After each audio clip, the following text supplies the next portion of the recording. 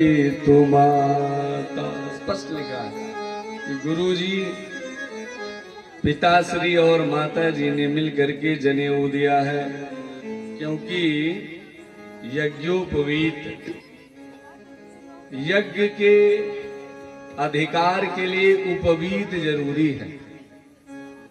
उपवीत माने जनेऊ, और इसका सही नाम है यज्ञोपवीत।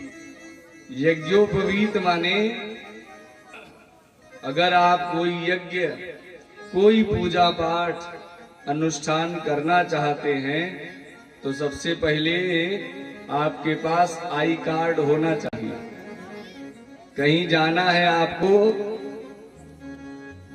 तो उस ऑफिस में, उस कंपनी में, उस विद्यालय में जाने के लिए आपको पहचान पत्र रखना जरूरी।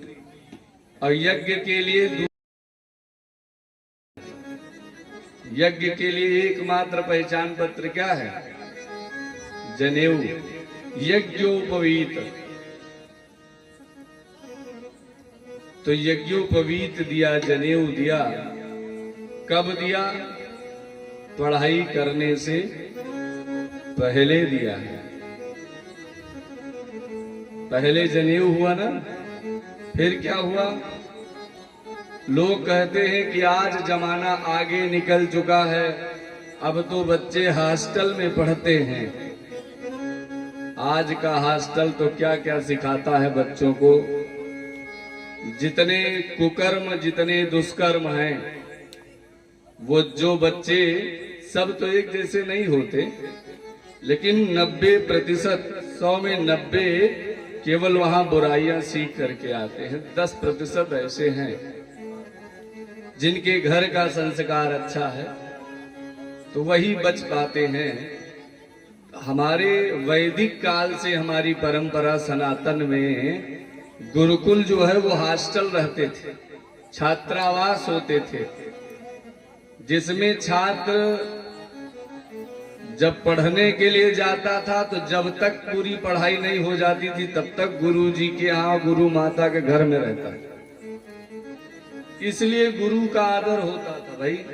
जैसे अपने बेटे को पाल पोस करके गुरुजी और गुरु माता बड़ा करते थे, उससे भी बढ़िया सेवा, उससे भी बढ़िया ध्यान रखते थे अपने बच्चों का, अपने छात्रों का। गुरुजी, तब छात्रों के मन में प्रेम आता था कि गुरुजी हमारे माता पिता से बढ़कर हैं, और गुरुजी भी प्रेम करते थे बच्चों को अपने बच्चों से ज्यादा।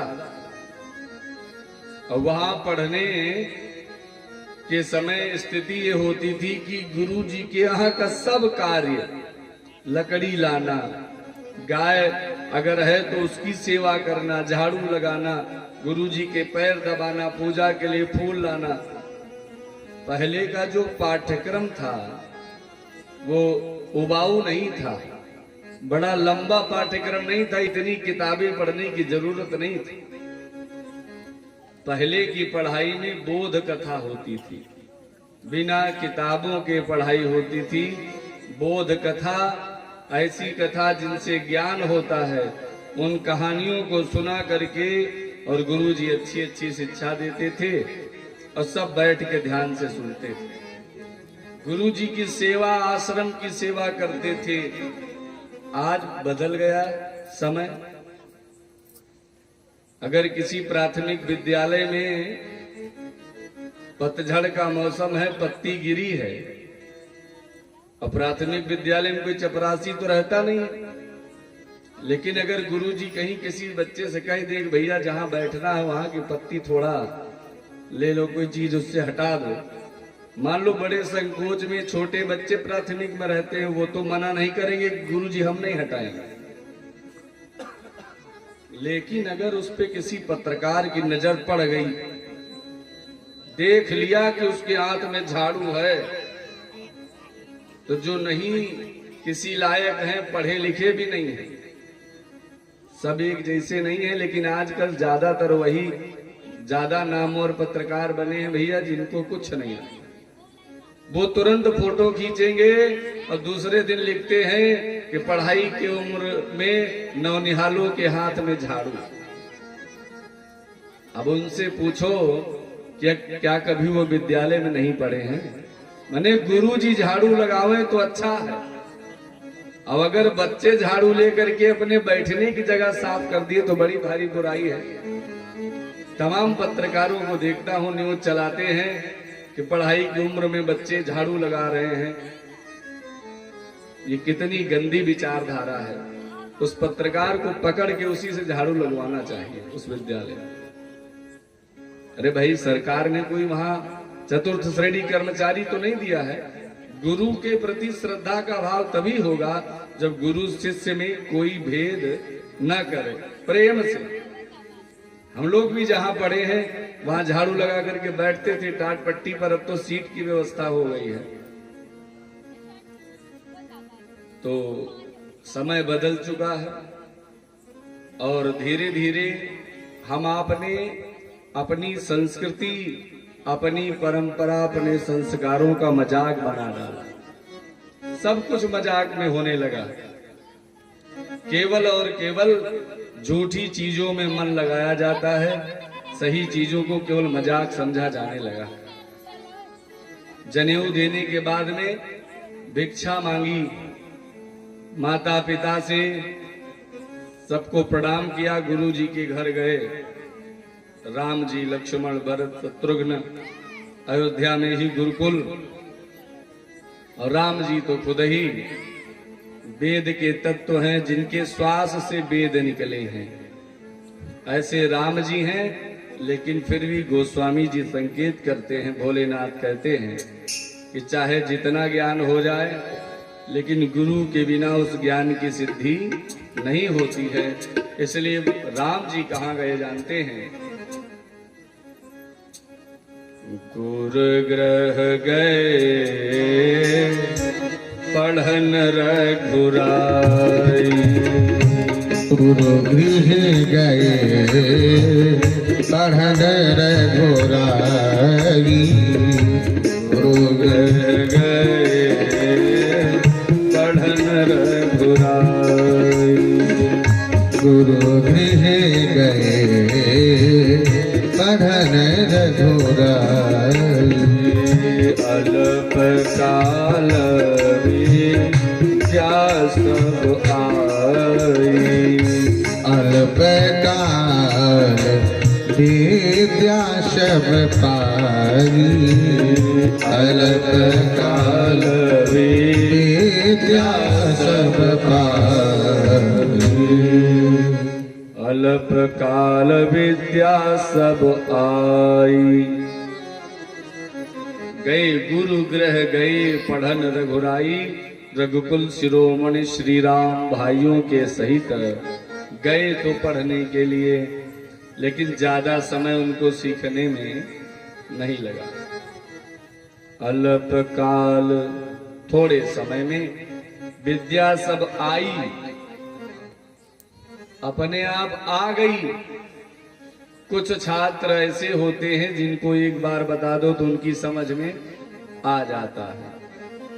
तो राम जी हमारे सर्वज्ञ हैं, सभी विद्याओं को पल भर में, सभी वेद और पुराणों की टीका व्याख्या, उसकी शिक्षा को बड़े सहजता से सीख लिया भगवान ने।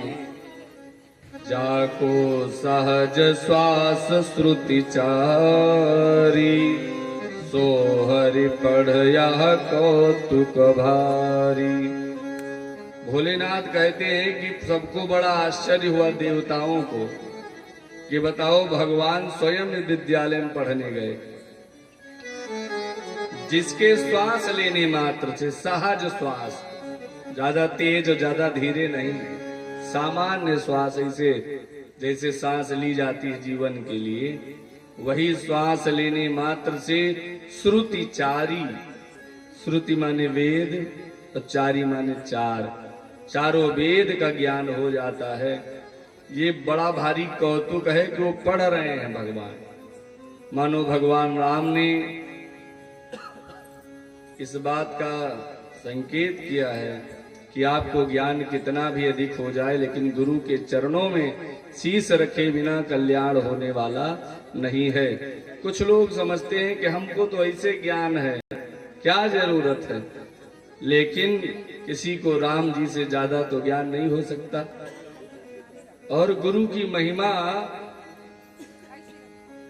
बताते हुए भोलेनाथ ने कहा है कि देवी अगर मैं भी चाहूं गुरु के बिना कुछ करने के लिए संभव नहीं है। क्या कहा? गुरु बिन भव निधि तरहि न कोई,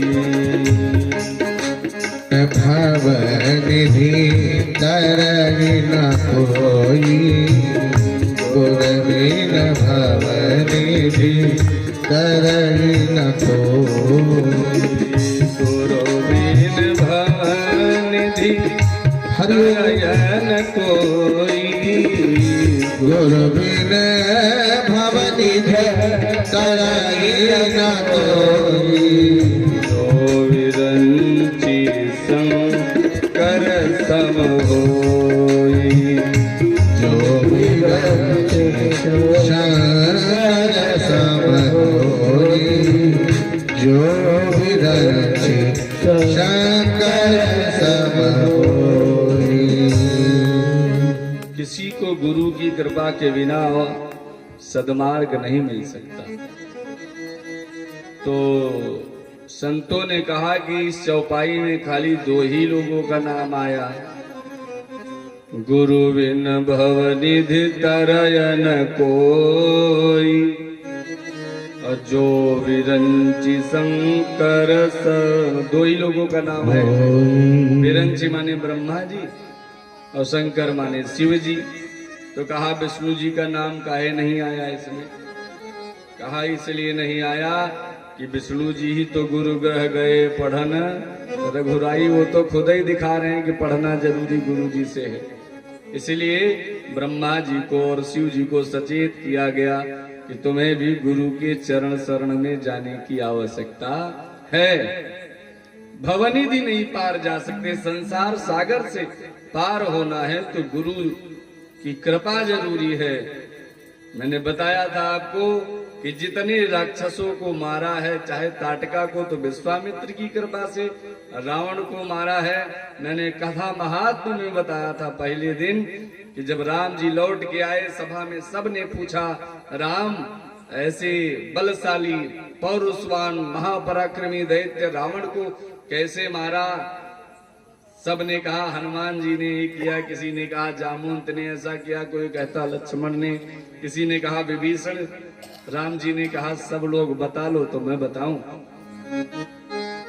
यही है गुरु ग्रह गए पढ़न रघुराई, अल्पकाल विद्या सब आई, सब विद्या मारने की, काटने की, उद्धार करने की। तब स्पष्ट रूप से राम जी सभा में खड़े होकर के कहते हैं, क्या कहते हैं? गुरु वशिष्ठ कुल पूज्य हमारे, इनकी कृपा करो जरन हमारे।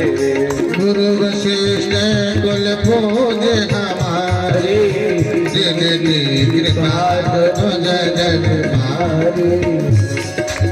गुरु वशिष्ठ कुल पूज्य हमारे, जिनकी कृपा करो जरन हमारे, जिनकी कृपा करो जरन हमारे।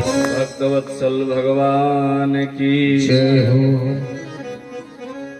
श्री गुरु पद नख मणिगण ज्योति, सुमिरत दिव्य दृष्ट ही अहोति। गुरु जी को प्रणाम करना होता है तो आजकल के छात्र कैसे प्रणाम करते हैं? अब तो मारा चौपट कर दिया गया हमारी संस्कृति को।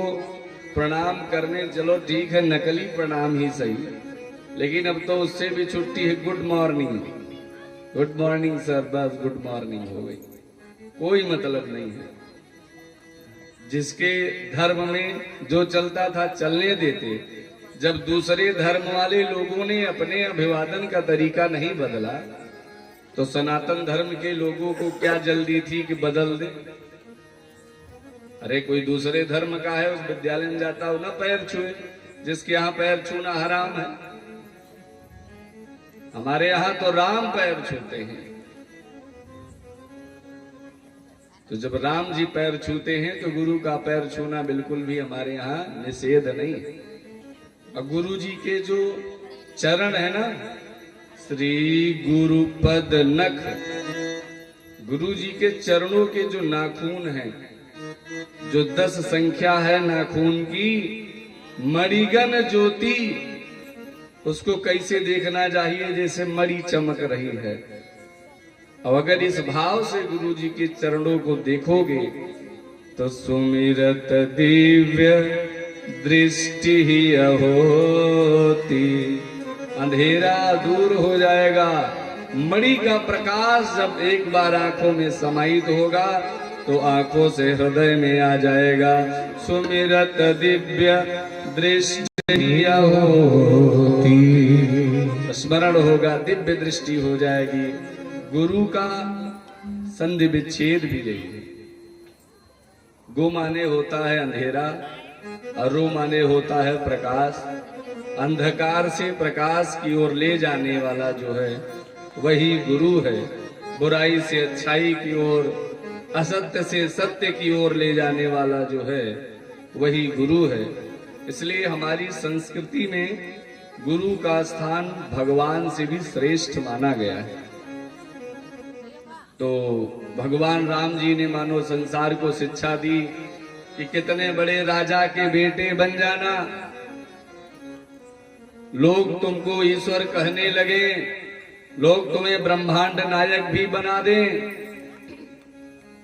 तब भी गुरु जी के चरणों से कभी भी समझौता नहीं करना। उन मणियों को देख लेना, ताकि राम जी जानते हैं कि गुरु जी के चरणों में जब राजाधिराज चक्रवर्ती सम्राट दशरथ ने अपने मस्तक को रख दिया है, मुकुट उतार करके चढ़ा दिया है चरणों में कि गुरुदेव अब अयोध्या की राजवंश परंपरा आपके चरणों में है और आज पूरी अयोध्या नतमस्तक है आपके चरणों में। अगर अयोध्या का राजवंश बचा सकते हो तो आप ही बचा सकते हो। 60,000 वर्ष तक पुत्र की प्राप्ति नहीं हुई और गुरु के नखों को जब मणि मान ली दशरथ जी ने, तब दिव्य दृष्टि आई और दिव्य प्रकाश के साथ राम जी ने अवतार ग्रहण किया। तो हमारे यहाँ वैदिक परंपरा बड़ी सुदृढ़ थी, बड़ी सुंदर थी। कोई एजुकेशन सह शिक्षा नहीं थी। ऐसा नहीं है कि केवल पुत्रों को पढ़ाया जाता था, बेटियों को नहीं पढ़ाया जाता था। उनको गृह शिक्षा दी जाती थी। किसी श्रेष्ठ विद्वान को बुला करके उनको पढ़वाया जाता था। गार्गी, विद्योतमा, पाला, घोषा, अनसुईया, ये सब जो पढ़ी थी ये किसी गुरुकुल में नहीं गई थी। विवाह के बाद जिसके पति विद्वान होते थे वो अपनी पत्नी को गृह शिक्षा देते थे। लेकिन हमारे यहाँ शिक्षा साथ में नहीं दी गई कि मर्यादा बनी रहे, और आज लोग उसका उपहास उड़ाते हैं। आज की सह शिक्षा के दुष्परिणाम आप देख लो। आधा समाज अपने मन से शादी विवाह करने लगा है। न माता से मतलब, न पिता से मतलब, न भाई से मतलब, न पढ़ाई से, न लिखाई से, न कुल की रीति परंपरा से, किसी चीज से मतलब नहीं। संस्कार से युक्त शिक्षा नहीं होगी तो कल्याण होने वाला नहीं है कभी। अब प्रश्न ये उठता है कि अल्पकाल में जब विद्या आ गई तब भी मेरे राम जी वहां रहे, क्यों? कभी छात्रों को इस बात का विस्मय न हो कि ये साक्षात नारायण है। इस कारण से सामान्य बने रहे, गुरु जी के चरणों की सेवा करते। तो एक बात सबसे जरूरी कि यज्ञोपवीत समय से होना चाहिए। दूसरा, गुरु जी के यहाँ पढ़ने जाओ तो ज्ञानी बन के या बहुत अमीर बन के न जाओ। अगर ज्ञान है तो तुम्हें वहां जाने की जरूरत नहीं। अभिमानी हो फिर तो मत जाइए। अपने यहाँ जनेऊ को बिल्कुल चौपट कर दिया गया है, सब नौटंकी रची जा रही है। अब जनेऊ कब होता है? विवाह के एक दिन पहले। विवाह के एक दिन पहले क्यों होता है? ये किसी शास्त्र में लिखा है क्या? कहीं नहीं लिखा, कोई नियम नहीं। लेकिन विवाह के पहले इसलिए लोग कराते हैं कि विवाह भी एक यज्ञ माना गया है सनातन में।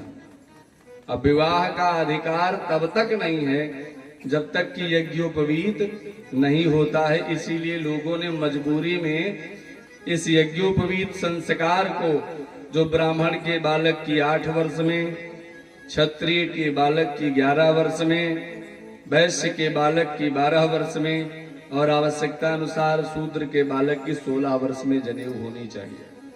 अब चाहे 30 साल में विवाह हो, 25 साल में हो, 20 साल में हो, जनेऊ से, संस्कार से मतलब नहीं है। उसको एक इवेंट बना दिया लोगों ने, अपनी ही संस्कृति का मजाक बनाने का अच्छा जरिया बना दिया। और विवाह के एक दिन पहले जनेऊ होता है, वो भी कैसे होता है? ठीक वैसे जैसे राम जी का हुआ। पढ़ाई से पहले जनेऊ होती है ना, तो आचार्य यज्ञोपवीत कराता है। आचार्य उसे कहते हैं जिसको शास्त्रों के आचरण का अच्छा ज्ञान हो, जिसको मंत्र आता हो।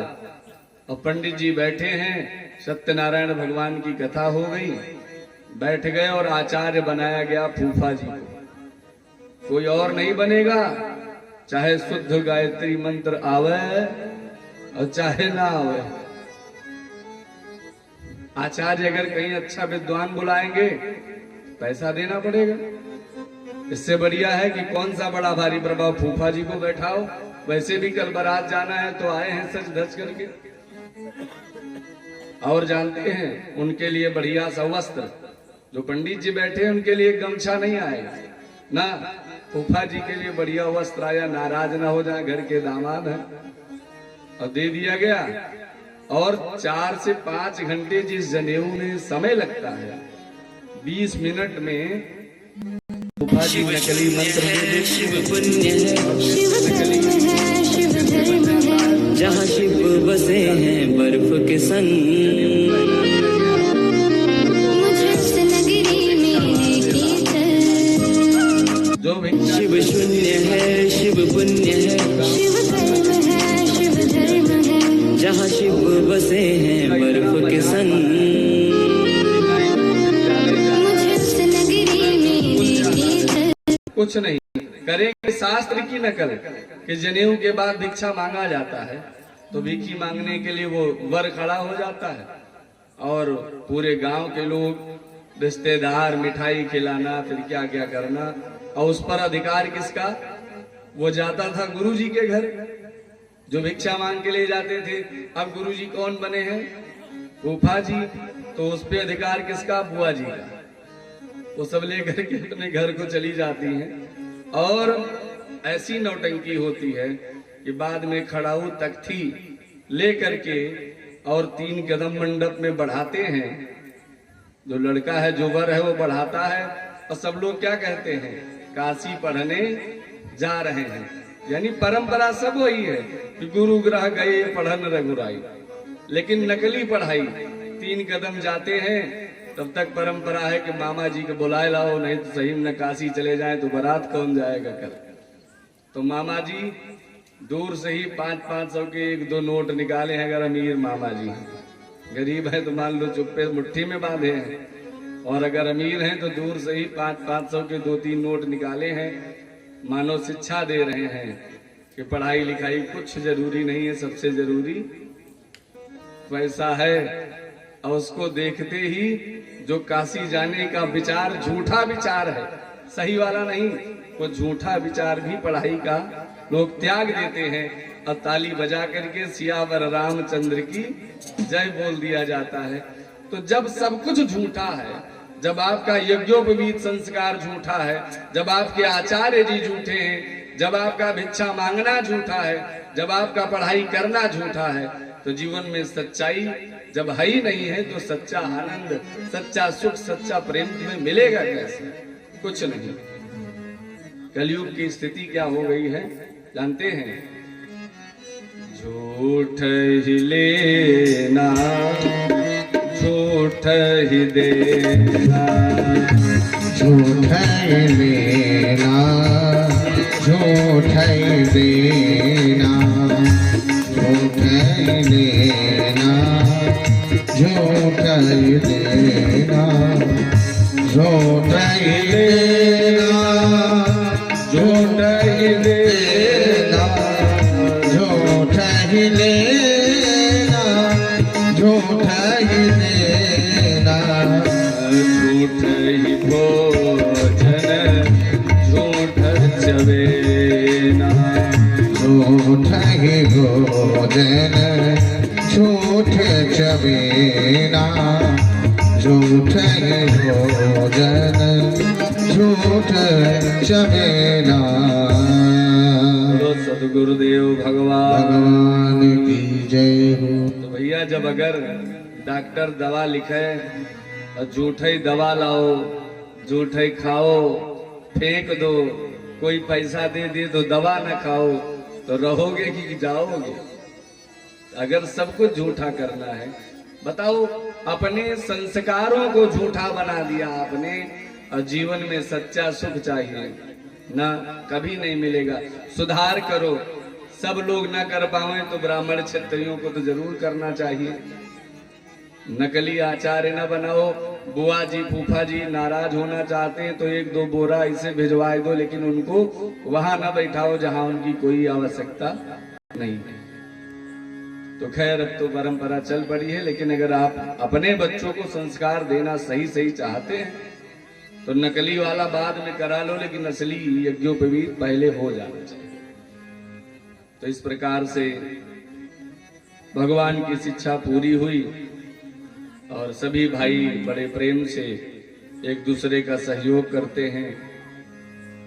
जब शिक्षा पूरी हुई, भगवान राम अयोध्या के राजमहल लौटे तो बड़े हैं, राजा के बेटे हैं, राजकुमार हैं, सब कुछ अपने मित्रों को बुला लेते हैं, खेलते हैं। और अब बड़े हो गए, घोड़े पर बैठ करके शिकार के लिए भी जाते हैं। तो भाइयों को साथ लेते हैं। राम जी घोड़े पर ऊपर बैठते हैं, धनुष बाण लेकर के, तरकस लेकर के, और लक्ष्मण जी पैदल पीछे पीछे जाते हैं कि कोई हमारे भैया को न मार दे। ये प्रेम है, ये स्नेह है। राम जी घोड़े पर, लक्ष्मण जी नीचे।